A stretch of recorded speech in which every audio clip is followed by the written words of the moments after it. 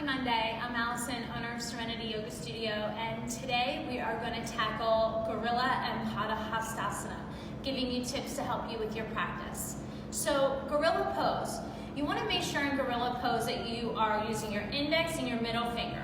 And I always love a block. And the reason why is because a block in Gorilla, you're able to activate your quadriceps without really having to think about it. I'll show you the one with a block and without. So first of all, you want to stand at least 2 fists width apart. So take your fists and bring them right 2 fists width apart. You're taking your block and you're putting it right in between your thighs. You're getting your index and your middle finger and you're going to go inside your big toe. Oftentimes I see people go outside.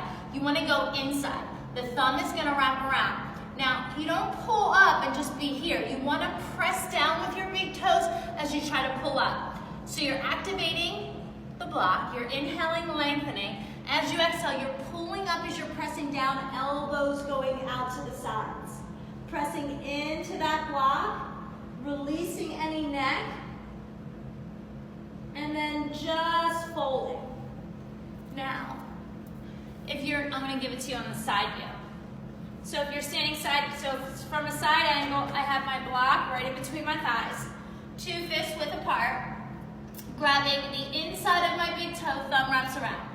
I'm pressing down as I'm pulling up, my shoulders are engaged, I'm hinging forward, and then I begin to bend my elbows and fold, hugging the block, folding in, folding in, folding in. Now, if you didn't use the block, you would do the same thing, 2 fists width apart, and then bending and going down. Now, if you're a little bit more advanced and you're not using the block, I'll challenge you to just kind of try to pull those heels away from one another. They're not going to go, but it's going to open up your sacrum a lot. So you're here on the inhale, pulling up on the toes, pressing down, and folding in. The second one is Parahastasana. Pada just means hand, underfoot. So oftentimes people will take their foot and only put it right to their knuckles. I don't know if you can see that. You want to make sure your toes are over your wrist. So if you're standing and you're bending your knees, you're bringing your hand completely under your foot. Your toes are resting on the wrist. If they look like this, then I'm going to say probably go into another set of Gorilla if the instructor's cueing Padahastasana.